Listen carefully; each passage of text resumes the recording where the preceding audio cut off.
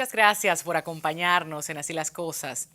Nuestro sistema de justicia penal contempla, entre otros aspectos, la interacción de dos entes especiales, quienes desde un mismo escenario ponen en movimiento dos acciones totalmente distintas.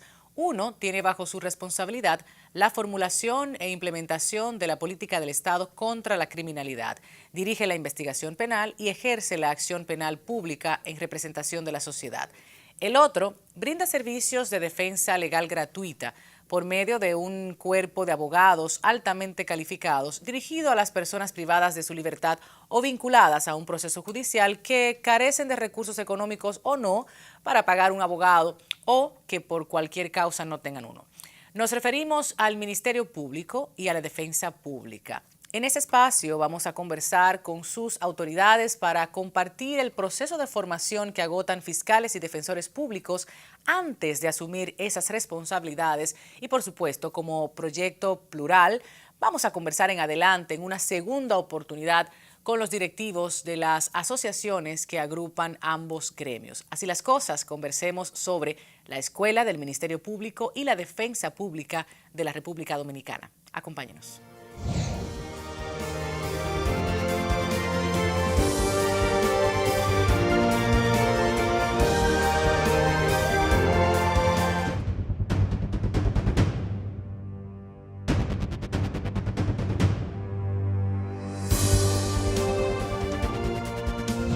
Estamos de regreso. Qué bueno que podemos compartir con ustedes esta hora de contenido. Muchas preguntas que nos hacemos con relación a la Escuela Nacional del Ministerio Público y hoy trataremos en este tiempo de abordar cada una de esas respuestas. Pues esta es una institución de educación superior especializada dependiente de la Procuraduría General de la República con esta base legal en la Ley Orgánica del Ministerio Público número 133/11. En ese artículo 61 de la Gaceta Oficial de fecha 9 de junio del 2011, se dedica a la formación y capacitación de los miembros del Ministerio Público y a su personal administrativo, técnico y de apoyo. La Oficina Nacional de Defensa Pública es otra institución en la cual brinda servicio de defensa legal gratuita por medio de un cuerpo de abogados altamente calificados y abogadas, dirigido a las personas privadas de su libertad o vinculadas a un proceso judicial que no tienen los recursos económicos para pagar un abogado o que por cualquier causa no lo tienen. De eso vamos a hablar en adelante y vamos a mezclar un poquito todo esto porque debemos conocer el proceso de formación, quiénes actualmente están, quiénes han pasado por allí, cómo se vive, ¿no?, todo esto en República Dominicana, porque tendemos a compararnos mucho, pero hay que conocer desde las aulas, el profesorado, todo el aspecto profesional que ellos y ellas conversan en su proceso formativo. Hablemos con la magistrada Mirna Ortiz. Ella es vicerrectora docente de la Escuela Nacional del Ministerio Público. Bienvenida a Así las Cosas. Muchísimas gracias, Tatiana. Gracias por habernos invitado a tu programa. Este es su espacio. Todo este tiempo, estos años, hemos visto en las aulas profesionales que, bueno, hoy están impartiendo justicia. Son de esa gente que nosotros confiamos y qué bueno que República Dominicana tenga toda esta normativa. Pero vamos a hablar de cómo es el asunto para que la gente conozca, Mirna. Bueno, como bien dijiste, nosotros somos la Escuela Nacional del Ministerio Público, designados por la Ley 133/11 como el órgano del Ministerio Público encargado de la formación de los miembros del Ministerio Público y su personal técnico-administrativo. Pero también descansa sobre nuestros hombros todo el proceso de concurso para selección de los nuevos integrantes del Ministerio Público, miembros de carrera del Ministerio Público. Recientemente, pues el año pasado, abrimos concurso público para la selección de 267 nuevos miembros del Ministerio Público que actualmente se encuentran en nuestras aulas en proceso de formación. Tenemos 6 grupos en proceso de formación simultánea, ya tú te imaginarás todo lo que implica eso a nivel de la escuela, y ellos se forman en varias disciplinas, no solamente en las competencias duras, como lo es el derecho penal, procesal penal, constitucional, sino también en las llamadas competencias blandas, porque queremos un Ministerio Público más humano, más cercano al ciudadano, más parte de la sociedad. O sea, no me basta con el intelectual que conozca las normas, quiero una persona que se identifique con lo que está haciendo y con el ser humano que está atendiendo.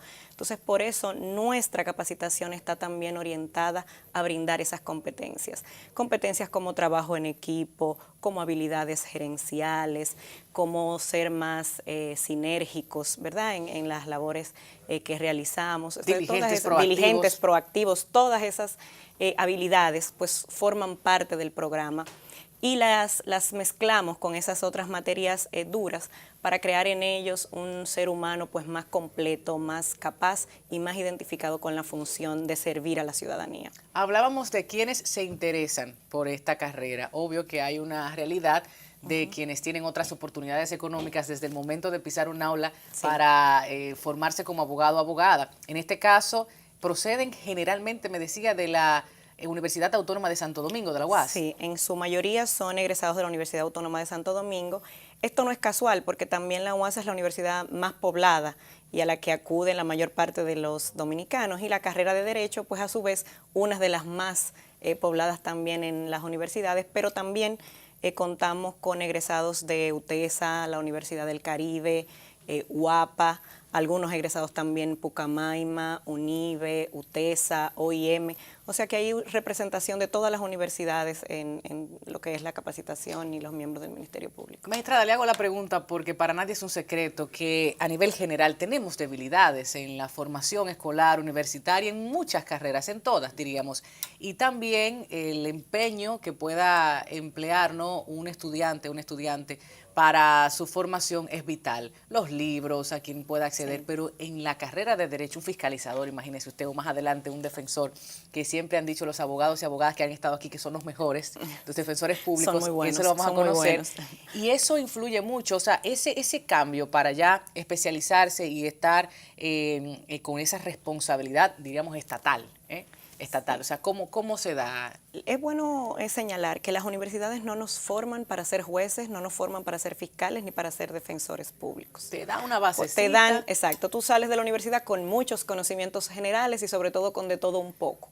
Entonces ya las distintas escuelas, tanto la escuela del Ministerio Público, la escuela de la Judicatura, que es también la encargada de formar a los defensores públicos, pues tenemos programas especializados, diseñados para la función que va a ejercer el abogado.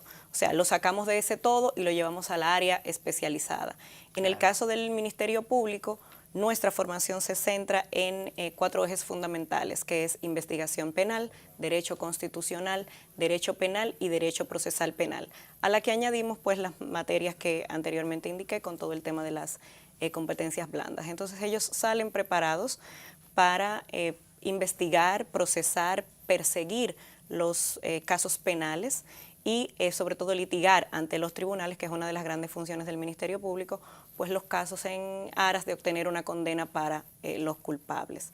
Otra área también que estamos desarrollando dentro del Ministerio Público son las salidas alternas, porque la propia Constitución y la ley nos manda que el Ministerio Público debe procurar las salidas alternas al proceso para no llevar a los tribunales aquellos casos que puedan resolverse por otras vías, como son la conciliación, por ejemplo. Entonces, nuestros fiscales también están dotados de esas habilidades para poder intervenir y dirigir el proceso de conciliación, porque la conciliación es propia de las partes, pero sí tiene que haber alguien que dirija y lleve ese proceso, si la ley pues así lo permite, porque no todos los procesos pueden llevarse por la vía de la conciliación, pero cuando la ley así lo permite por el tipo de delito que se trate, pues también ellos tienen esas habilidades de ir y conciliar aquellos casos que no deben necesariamente llegar a un tribunal para sobrecargar el sistema. Y otra cosa importante, el aspecto cultural, lo que somos como dominicanos y dominicanas, por supuesto que se refleja en las aulas y en el ejercicio profesional de estos hombres y mujeres.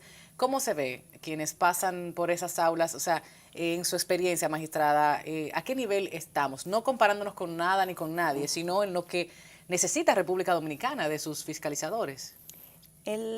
En promedio, entendemos que las universidades están egresando un capital con buenas competencias. Siempre hay que reforzar algunas áreas porque, como te digo, en la universidad tú ves el todo, no es un área especializada. Pero por lo general egresan con un nivel bueno, podríamos decir, que nos permite montarnos en esa plataforma de los conocimientos que ellos han adquirido para luego entonces poder llegar al área especializada, que es lo que nosotros procuramos hacer con ellos. ¿Cómo se hace el proceso de formación de los concursos públicos? Bueno, el concurso, como su nombre lo indica, es un concurso público en el que, de acuerdo a lo que establece la ley, se publican unas bases que salen en los periódicos de circulación nacional y en los medios de difusión oficiales. Los abogados interesados pasan a depositar sus expedientes, que es la primera fase del concurso. De esos expedientes se extrae información relevante como capacitación, años de experiencia y ese tipo de cosas. De ahí pasan a tomar entonces una evaluación de conocimientos jurídicos que también tiene un porcentaje dentro de la evaluación. Solamente los que aprueban, sí, a nivel teórico. Solamente los que aprueban cada fase continúan hacia la próxima fase. ¿Y qué tan exigente es ese conocimiento Es muy teórico? exigente, es muy alto el nivel de exigencia realmente. Hay que fajarse. Hay que fajarse. Una de las mayores quejas de los que concursan es precisamente lo fuerte que es el examen de conocimiento, y con la ayuda de las nuevas tecnologías, ¿verdad?, de la educación, pues ahora son digitales. O sea, tenemos exámenes virtuales en el que cada participante se sienta frente a un computador. El computador de una base de datos te extrae una serie de preguntas que tú debes contestar y el examen se autocorrige. O sea que tú sales del aula sabiendo cómo te fue en el examen, y eso no siempre es bueno, porque si bien es transparente, genera pues ciertas inconformidades, porque muchas veces no estamos conformes con nuestro propio desempeño, otras veces le echamos la culpa también al sistema y a lo fuerte de la evaluación, pero sí son evaluaciones un poquito fuertes. No puedo dejar de preguntarle, mujeres versus hombres, porque como tenemos muchas en las aulas, no sé si en este campo también. Sí, se da igual. No porque sea mujer, pero las mujeres es lo que nos indican, ¿verdad? Las evidencias. Los números están ahí. Las mujeres estamos egresando de las universidades mejor preparadas que los hombres. Hay más número de mujeres interesadas también en ingresar en estas áreas de servicio público, como es el Ministerio Público, Defensa Pública y Poder Judicial, y los números están ahí. Tenemos más o menos un 10% de diferencia entre hombres y mujeres, o sea, hay más mujeres que ingresan al Ministerio Público que hombres. Hay mucha vocación allí también. Estamos hablando de, bueno, es que es un trabajo de mucha pasión. No sé si inmediatamente un ser humano decide estudiar la carrera de Derecho, ya lo hace bajo la premisa de ser parte del Ministerio Público. ¿Le han comentado eso en las aulas o es algo que se despierta en el transcurso del estudio de su carrera? Por lo general, desde que tú inicias en la carrera, tú te ves como eso, como un juez, como un fiscal, porque es una figura que inspira respeto. O sea, tú verte con la además, toga. Es muy sacrificado también. No es mismo ser un abogado corporativo, la chulería y el brillo que eso denota.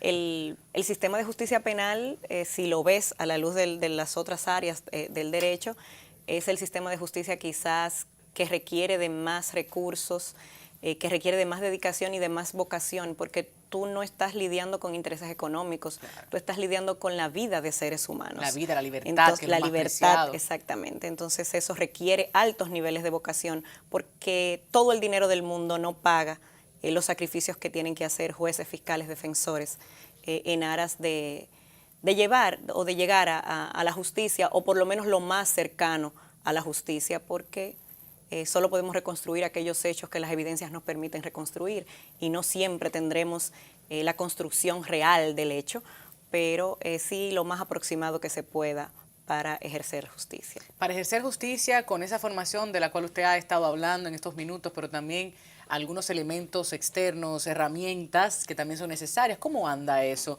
para que la carrera, para que el estudio sea eficiente como se espera? Tenemos todo lo que necesitamos, estamos hablando de las aulas, estamos hablando del material, del profesorado. Nunca tendremos todo lo que necesitamos. Somos un país en vías de desarrollo y sus instituciones también lo son.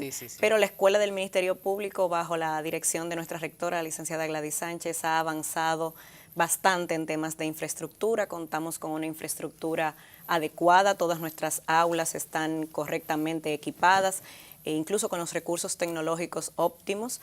Actualmente nuestra capacitación es semipresencial, o sea que utilizamos la herramienta del aula virtual. Eso nos permite que los participantes solo estén en la escuela 2 o 3 días a la semana y que el resto de la semana sus actividades sean colgadas en el aula virtual y ellos la puedan realizar desde donde quiera que estén. ¿Y de esta población trabaja la mayoría, no trabaja, se dedica al estudio? Sí, hay un 90% de personas que trabajan Entonces eso les permite también dedicar tiempo a sus actividades porque no podemos sustraerlos de lo que le produce pues los recursos para sostenerse. ¿Quién puede? Entonces ellos, esa modalidad semipresencial les permite entonces dedicar tiempo al trabajo y tiempo al estudio. Y la colaboración con las instituciones homólogas, tenemos Muy un buena. flujo de información. Muy buena, muy buena. La Escuela Nacional del Ministerio Público tiene programas conjuntos, que es lo que llamamos formación conjunta, con la Escuela Nacional de la Judicatura en muchos temas como tecnología. Por ejemplo, recientemente se conoció el Congreso sobre Pornografía Infantil Online. Es un tema que también compartimos con todos los jueces y defensores, porque es un tema común, es un tema país, es un tema de interés de todos. Y todos esos delitos especializados, pues hacemos capacitaciones conjuntas para que todos hablemos el mismo idioma. Porque ¿de qué sirve que el fiscal pueda presentar buenos casos si al final el juez no entendió la evidencia que el fiscal presentó? Claro. Entonces lo ideal es que todos estemos en el mismo nivel, que nos pongamos de acuerdo, respetando la separación de funciones de cada quien, pero que podamos hablar un mismo idioma en el que podamos pues interpretar y recibir y valorar las evidencias que se presentan en los procesos penales. Me encanta escuchar todo eso porque se tiende a la crítica y se tiende a darle protagonismo a lo negativo en todos estos procesos, hombres y mujeres que están inmersos en casos importantísimos que no vale la pena ahora destacar, pero ese proceso de formación, esa pela, señores, en buen dominicano, Sí, es necesario que la gente conozca y reconozca el valor, tanto académico como profesional, de estos hombres y mujeres. ¿Quién sabe si a uno de nosotros en algún momento nos tocará? Bueno, ojalá que no, pero si es así. Magistrada, yo le invito a que se quede con nosotros. Después de la publicidad vamos a tener otra conversación y al final, pues, conjuntamente con los defensores y defensoras, hablar también de todo esto. Quédese ahí, después de la publicidad continuamos conversando en Así las Cosas.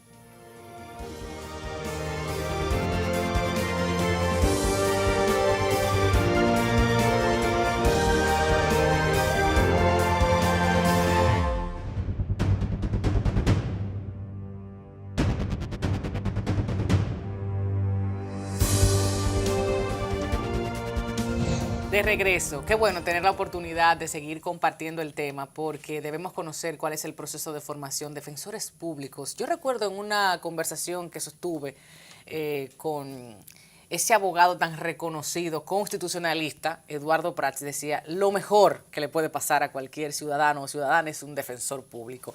Hablemos con la licenciada Migdalia Brown, encargada del Departamento de Carrera y Desarrollo de la Oficina Nacional de Defensa Pública, a quien le damos la bienvenida y con quien vamos a conversar sobre este tema. El proceso formativo, exactamente de qué estamos hablando, cuál es toda esta energía que se emplea en esos años y qué tenemos en República Dominicana. La gente debe conocer la realidad, tanto que se critica, pero hay muchas cosas buenas que proyectar. Bienvenida. Claro. Muchas gracias. La Oficina Nacional de Defensa Pública es la institución del Estado que se encarga de brindar asesoría y asistencia a toda aquella persona que por cualquier naturaleza no tenga un abogado en materia penal. Nosotros decíamos eso en la introducción, pero antes de la conversación pública yo le preguntaba a la licenciada Migdalia, pero todo mundo, y me respondía, es que constitucionalmente tenemos el derecho. Claro. Y yo ponía una carita medio extraña, pero vamos a explicar el por qué, porque muchos casos se presentan de gente que puede tener recursos económicos y en el transcurso de ese proceso penal estén embargadas sus cuentas, por ejemplo, u otras situaciones. A ver, el día a día. Bueno, obligatoriamente estamos en el deber de asistir a las personas que independientemente cuenten o no con recursos, de asistirles, porque esto es un mandato establecido en la Constitución de la República Dominicana. Se acercan a nosotros personas con recursos económicos y estamos en el deber de asistirles. Pero ocurre algo muy interesante y es que una persona que se presuma tener recursos económicos, tal vez en ese momento no tenga los recursos para contar con un abogado, porque ha pasado por situaciones que no tiene el crédito, no tiene liquidez para poder contar con el pago de un abogado y por esa naturaleza accede a los recursos de la defensa pública. ¿Qué hace tan especial, tan únicos a los defensores públicos? ¿Será los tantos casos que ven en la semana, en el día, en las horas de trabajo? Esa experiencia que se gana solo en los tribunales, en el terreno de batalla. Bueno, yo pienso que a nosotros nos hace especiales los principios de mística y vocación de servicio. Eso es lo que realmente nos mueve cada día, a brindar el servicio. La experiencia se gana, porque un defensor público tiene una carga de trabajo que le permite estar experimentado. Ve tantos casos diariamente que eso le hace ser expertos en la materia penal. Y tal como usted indicaba, el profesor Eduardo Jorge habla acerca de que la defensa pública es una de las posibilidades, una de las instituciones que está mejor dotada de abogados, y esa es una verdadera realidad. Somos la oficina de defensa o la oficina de abogados más grande del país, si lo vemos así desde ese punto de vista, porque tenemos más de 300 abogados que se encargan exclusivamente de defender a todo aquel que no tiene un abogado. Y esto le da una pericia, una expertise al defensor que asiste a los casos. Y por esa razón nosotros somos especiales por eso, por nuestros valores institucionales, por contar con un modelo de gestión que nos impulsa cada día a realizar las cosas cada vez mejor. Una cosa es la experiencia, que diríamos del proceso es lo más valioso porque es el trabajo día a día, y la formación teórica. Vamos a hablar de eso. ¿Cuál es el proceso que ustedes agotan? Para poder ser defensor público, tal y como establece la Ley de Defensa Pública, se necesitan dos elementos fundamentales. Primero, concursar en un concurso de oposición y méritos, y segundo, pasar por la Escuela Nacional de la Judicatura, donde recibe una formación, y en esta formación incluye conocimiento teórico, conocimiento práctico, e igualmente esta persona tiene que durar unos meses de pasantía a los fines de poder relacionarse con el cargo que va a ostentar. ¿Qué tiempo transcurre en ese periodo? 9 meses en la escuela, 3 meses de pasantía. ¿Cuánto cuesta? ¿Si cuesta? Eso cuesta mucho. Cuesta mucho dinero. Cuesta mucho dinero a la institución, porque estamos hablando de que cada persona que va a la Escuela de la Judicatura le representa a la defensa pública más de 600,000 pesos. ¿Y para la persona? Para la persona, dependiendo de la puntuación que esta persona adquiere, pudiera o no pagar esto. Es decir, si yo paso con 95 puntos, entonces estoy exenta de pagar todo lo que requiera el proceso de formación. Porque la persona no paga los 600,000 pesos. No, la institución. Lo paga la institución.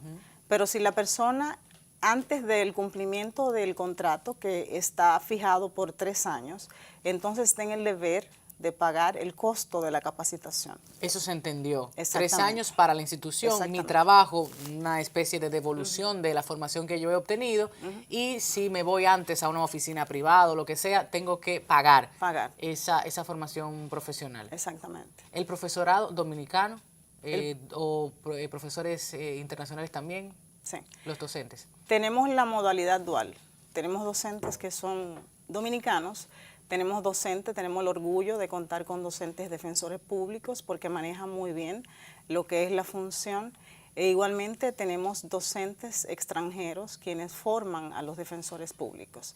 Esto les da a ellos una visión distinta de las cosas, le abre una perspectiva diferente, les enseña que en otros países también, otras latitudes, la formación, el conocimiento del ejercicio del derecho se hace de una manera distinta. Defender un imputado, defender a una persona que está siendo culpada por la razón que sea, cualquier delito, cualquier crimen. Bueno, hay algo que me gustaría que el público entendiera, y es que todo ser humano tiene derecho a un cambio de medida de coerción, tiene derecho a que el debido proceso sea respetado, porque se tiende mucho a juzgar. ¿Y cómo tú defiendes criminales? ¿Y cómo tú te prestas a defender o a tomar ese caso? Por favor, usted como especialista, como profesional y que ve tantos profesionales formarse precisamente para que el derecho se cumpla y haya justicia para todos y todas. Sí. Yo misma he sido víctima de esos comentarios. Sí, sí, por eso es bueno tratarlo. Sí, incluso he perdido amistades o se han alejado personas porque cuando conocen la función que nosotros realizamos se sienten un poco limitados de poder mantener una relación con una persona que se dedique a esta función. Sin embargo, la función del defensor público es una función heroica. Los defensores públicos están garantizando el cumplimiento de un derecho fundamental. Exacto. Y yo siempre digo que esto no lo tiene la posibilidad de esto no la tiene todo el mundo. En mis manos está garantizar que los derechos de una persona sean tutelados. Exacto. Es lo mismo que un médico. Un médico tiene el deber de garantizar que un derecho fundamental consagrado en la Constitución, en los tratados internacionales, pueda llevarse a cabo.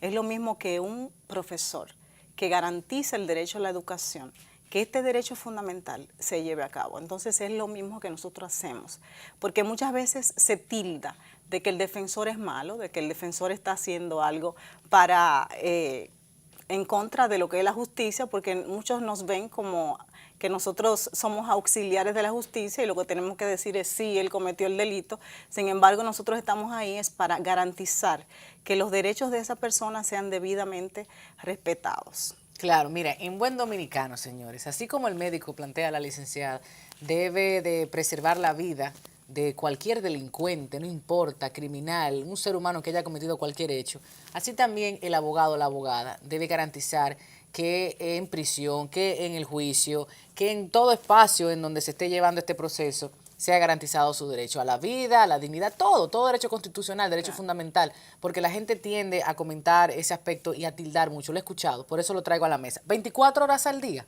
24 horas. Vamos a hablar de ese servicio, porque señores, eso no es fácil. Hasta las 4:30 de la tarde tengo aquí, 8 de la mañana, están las oficinas de la Defensa Pública. Abiertas. Abiertas. Exactamente. El coordinador tiene una flota y cualquier persona que necesite el acceso a un abogado a través del coordinador o de cualquier defensor público puede entonces ponerse en contacto con él para los servicios fuera de este horario. Cabe resaltar que independientemente de esto, nosotros tenemos en el sistema de justicia lo que son la jurisdicción permanente y allí se conocen las medidas de coerción. Esto es fuera de las 4:30 muchas veces y en este horario el defensor público debe asistir a los fines de que una persona se le conozca una medida de coerción. Y hay defensores que han salido de madrugada incluso esperando que se le pueda conocer una medida de coerción a un imputado que tienen asignado. Y estamos hablando de que este principio de confidencialidad puede o no puede ser culpable la persona, es su derecho, ¿no? Y hablar o no hablar, o sea, eso Claro. lo habla ahí en esa vista de medida de coerción, pero todos esos secretos, toda esa información que maneja tanto ustedes como cuerpo, ¿no?, de abogados, como estos hombres y mujeres de manera individual, ¿se forma a través de la ética? O sea, ¿cómo es esa enseñanza? Bueno, el defensor público desde la escuela se le enseña de que él tiene la obligación de que con el imputado es una función parcializada y en atención a esto no puede tener ningún tipo de desliz respecto a la información que ha recibido por parte del imputado. Nosotros como defensores públicos cuidamos la información que nos da el imputado. Esta información no puede tener acceso ninguna persona, ni siquiera mi paralegal. Es una función usuario-defensor público. Nosotros nos cuidamos incluso de los custodias. Si vamos a hablar con un imputado respecto a su caso, le pedimos permiso al custodia, en 2 minutos regáleme que necesito hablar con el imputado. De esta manera garantizamos el derecho a la confidencialidad, porque el imputado tiene este derecho a mantener de manera confidencial la información que le brinda un defensor.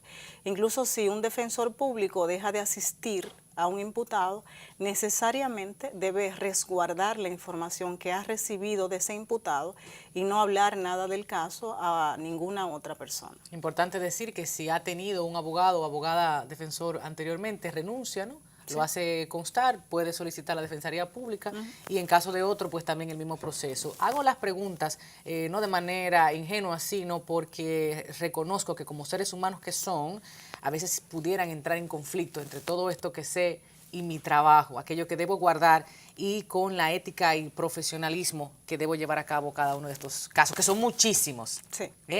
¿Cuántos casos aproximadamente tienen los defensores públicos al día o a la semana? O sea, para que la gente tenga una idea. Bueno, un defensor público en la actualidad está manejando 250 casos asignados.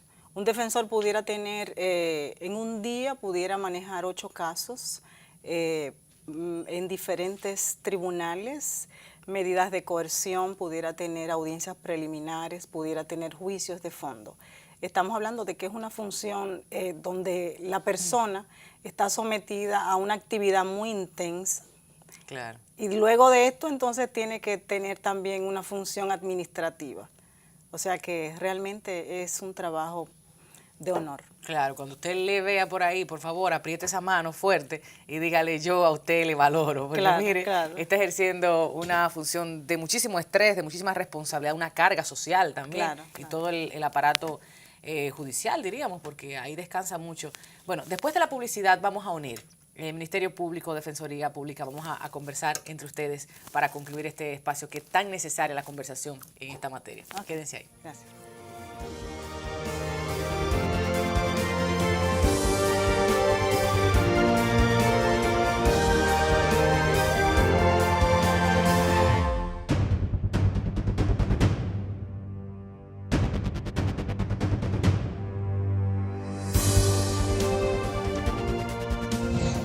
De regreso, muchas cosas por conocer todavía. Seguimos conversando con la magistrada Mirna Ortiz, quien es vicerrectora docente de la Escuela Nacional del Ministerio Público, y se ha quedado con nosotros en mesa la licenciada Migdalia Brown, encargada del Departamento de Carrera y Desarrollo de la Oficina Nacional de la Defensa Pública. Que cuantas cosas maravillosas en la ética.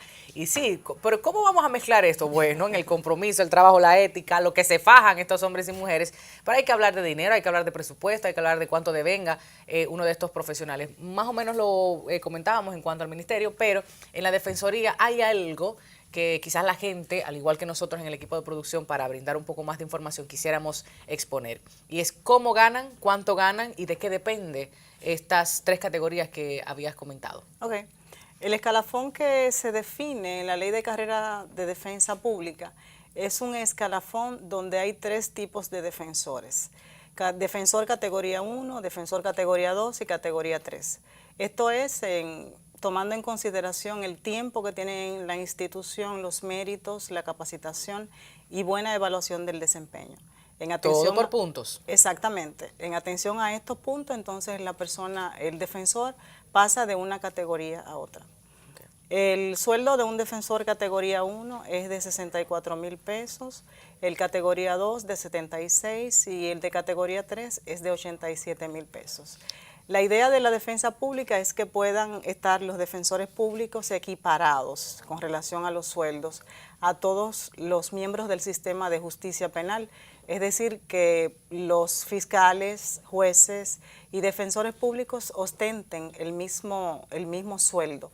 Sin embargo, por la situación económica de la institución no podemos llegar ahí a ese sueño tan anhelado. Que esto hay que hablarlo con presupuesto, hay que hablarlo con el Ejecutivo, hay que hablarlo con división, porque actualmente creo que estábamos hablando de unos 545 millones anuales, ¿no? Exactamente. Para este presupuesto general. Exacto. En el caso de los fiscalizadores y los defensores, ¿qué otras actividades pueden realizar para que estos 64,000 o 70 u 80,000 pesos que sabemos en nuestra realidad económica y social no es suficiente, sobre todo si usted tiene familia, para llevar más ingresos? ¿Qué otras actividades?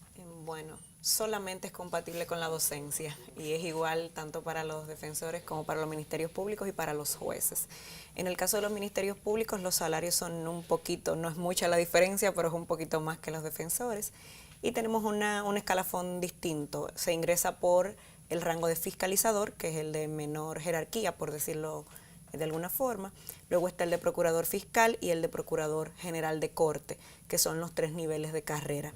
Ya luego el procurador adjunto del procurador general no entra dentro de la carrera, no es un nivel que está dentro de la carrera del Ministerio Público, y al igual que en el caso de la Defensoría, también se asciende tomando en consideración la evaluación de desempeño, tiempo en el servicio, capacitación y evidentemente pues sus resultados, ¿verdad? En el día a día. Estos son los méritos que se toman en cuenta para poder ascender y deben permanecer, de acuerdo a lo que dice la ley, un periodo determinado de tiempo en un mismo nivel. Por ejemplo, no se puede ascender de fiscalizador a fiscal antes de los 4 años del ejercicio como fiscalizador. Hay algo importante que hablábamos también, y yo quiero utilizar el ejemplo de quienes creen en Dios y los ateos. No podemos decir que la justicia no funciona o que en República Dominicana nada funciona, porque estaríamos denegando muchos procesos que han sido positivos. ¿Y a qué voy con esto? Aunque tenemos la mayor jerarquía en el caso del Ministerio Público, que se desprende directamente del Ejecutivo, muchos de estos concursos, y esto lo quiero dejar muy claro en este espacio, estos concursos, estos procesos darán al traste con hombres y mujeres que indiscutiblemente han tenido que pasar por una formación bastante estricta, Así es. de tiempo, de energía, de recursos económicos para llegar a donde están. Y estos son hombres y mujeres quienes defienden de manera pública, gratuita, y bueno, fiscales y demás, que están allí en todo nuestro aparato. Quisiera que habláramos un poquito de eso, para crear un poco más de confianza y que la gente conozca que esto no es político necesariamente, que sí hay decisiones que desafortunadamente nosotros y nosotras no podemos cambiar, pero llevar un poco de eso a la gente. A ver. Ok. La función del defensor público realmente, tal y como tú indicas, es una función desgastante. Los defensores públicos, con relación a tener tantos casos, a llevar una carga de casos tan elevada, realmente esto afecta sus emociones, lamentablemente. Hay algunos que se pueden manejar emocionalmente, hay otros que deciden marcharse de la institución. ¿Por qué la fuga? Que Bueno, dicen es representativa, que es importante la fuga. yo no diría que sea representativa. No, ok. Yo diría que es la menor cantidad de casos de personas que deciden irse.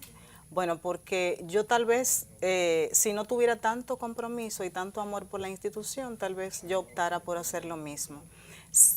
¿Por qué se da? Bueno, se da porque una persona, siendo defensor, trabaja teniendo 350 casos aproximadamente, con un presupuesto institucional que le impide contar con un sueldo, tal vez mucho más elevado en atención a los riesgos, a las responsabilidades, al sistema que le exige tanto, a pensar, por ejemplo, que en ninguna instancia reciben una escucha adecuada. Si estoy en este tribunal no se me escucha, entonces ahí se da cierta frustración por parte del defensor y eso hace que ellos decidan marcharse de la institución. Pero no es una estampida, no es una marcha generalizada, es simplemente el hecho de decidir marcharse, de decidir irse por situaciones muy, muy particulares. ¿Suele pasar lo mismo en el caso de los fiscalizadores? En el caso de los fiscales es menos. Sí, muchos suelen retirarse luego de un periodo, porque como bien dice Migdalia, es agotador. O sea, cargarte con los casos, situaciones, problemas de otras personas, pues agota mucho.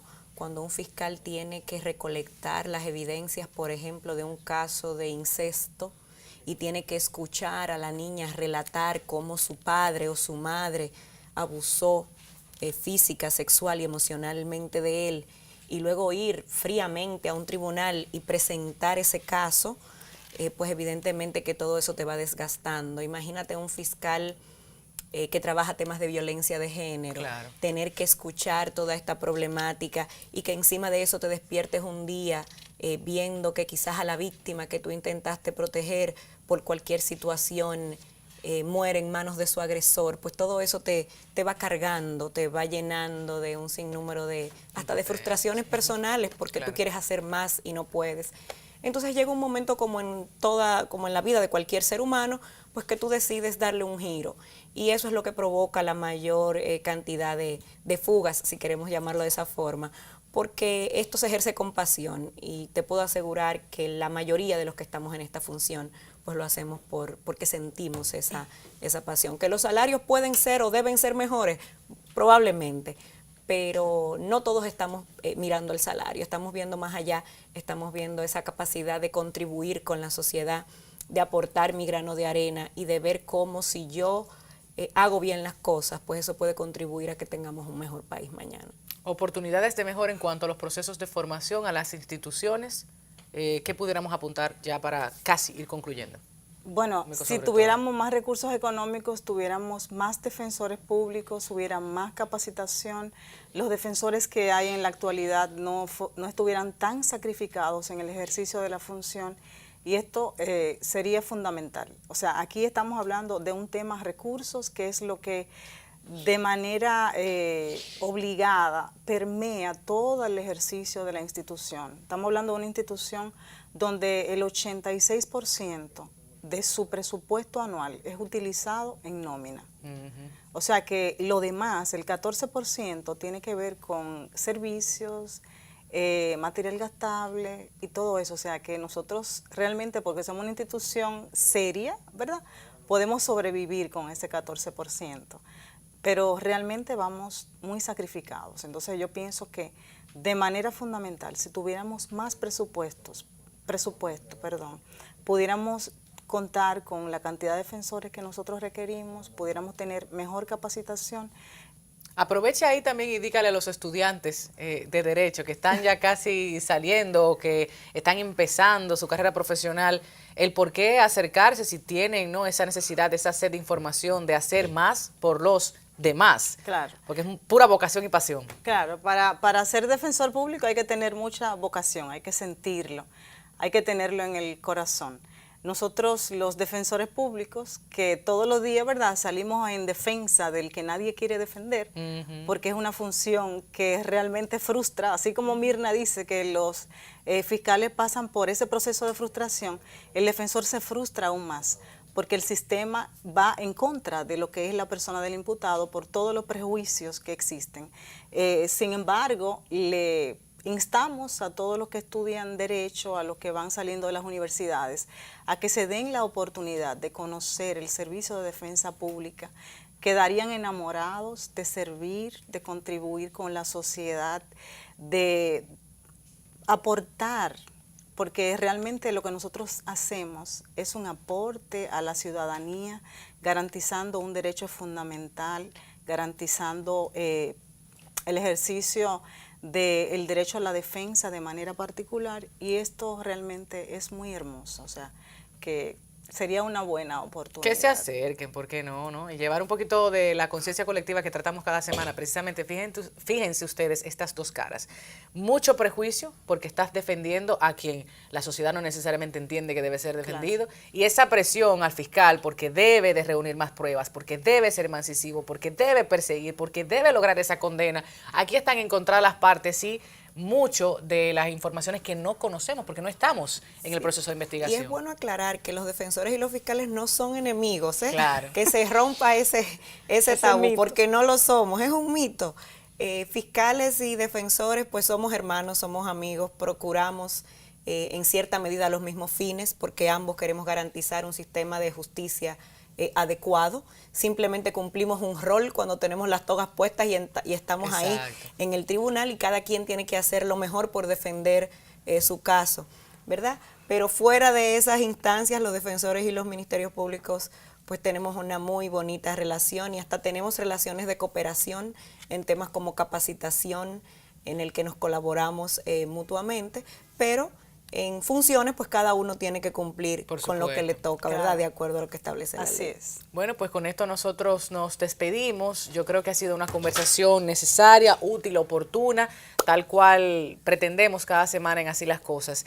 Si tienen la oportunidad, no solo los estudiantes de Derecho, la sociedad en general, pudieran acercarse, no obviamente a tomar los diplomados, los posgrados, los cursos, la formación, pero sí a conversar con las autoridades, quizás con gente que usted tenga cercana, que se está empleando en esta materia profesional, de modo tal, cuando salgan esos recortes en la prensa, esas noticias, esos reportajes, nosotros que hacemos televisión o gente que lo comenta en los vespertinos y matutinos radiales, tener el otro lado, tener esta parte presente de la conversación, porque señores, no es fácil, no es fácil. Como no es fácil, así también usted tiene que el diablito y el angelito colocarlos en justicia, en equilibrio, ¿no?, en sensatez, para abordar algunos temas y luego emitir opiniones, porque es muy fácil desacreditar, tildar, sin tener el marco y la realidad. ¿Que podemos ser mejor? Pero claro que sí. Pero venga acá, es República Dominicana.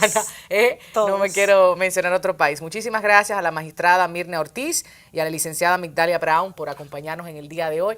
Nosotros el próximo fin de semana tendremos más sobre estos temas para ir abordando el aparato judicial y los intríngulis y todas estas situaciones que muy pocas veces comentamos en televisión. Gracias por acompañarnos.